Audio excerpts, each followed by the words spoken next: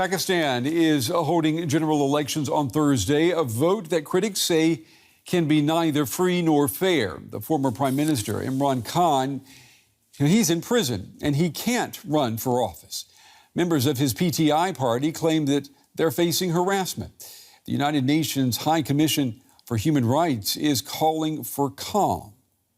Ahead of Thursday's parliamentary election in Pakistan, we deplore all acts of violence against political parties and candidates and urge the authorities to uphold the fundamental freedoms necessary for an inclusive and meaningful democratic process. In the lead-up to the vote, there have been no less than 24 reported instances in which armed groups have staged attacks against members of political parties.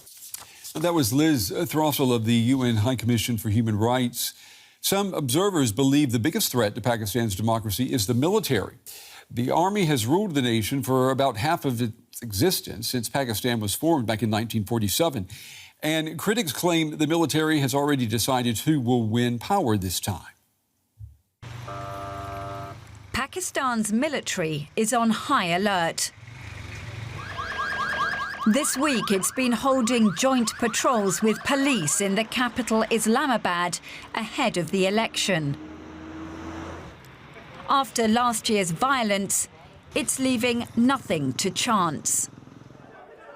That violence followed the arrest of former Prime Minister Imran Khan in May 2023. Even military barracks were attacked. Now that he's behind bars, Khan is banned from standing in this election. Khan and his supporters blame the military for his fall from grace. Yet his rise to power has also been attributed to the military.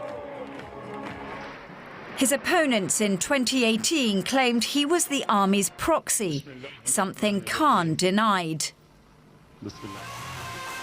This year, 3 times Prime Minister Nawaz Sharif, who's also been in prison, is said to be the army's favoured man. That's after a ban preventing him from ever standing in an election again was recently overturned. Military interference in Pakistan's politics is nothing new.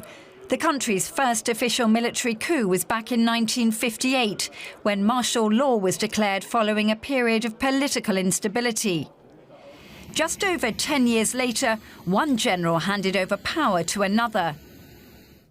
There followed some years of civilian rule.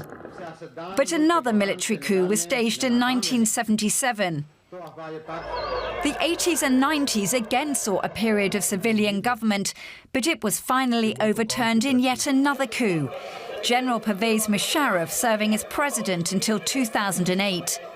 In total, the army has directly ruled Pakistan for more than 30 years out of its 76-year history.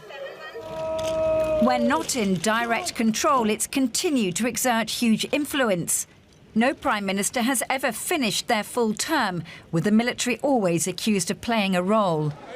Imran Khan lost the support of the military and was deposed. Now Nawaz Sharif has apparently won that military support back. I want to bring in now Michael Kugelman. He's the Deputy Director of the Asia Program at the Wilson Center. He joins us tonight from Washington, D.C. Michael, it's good to see you.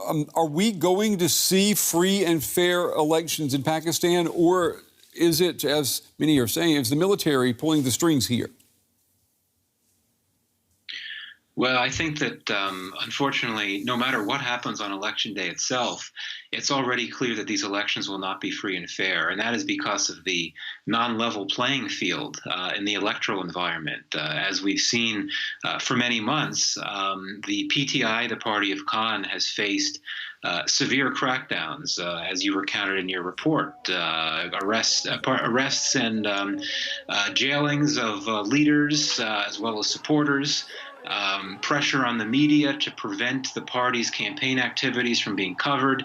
It's a playbook that we've seen, unfortunately, many times in the past when it comes to pre-election environments in Pakistan. It's happening again now. And PTI is a party that's a significant party, has a lot of public support, but it's really been hollowed out, and it's not going to have a fair chance to contest the elections, which suggests to me that we already know the elections are not going to be free and fair.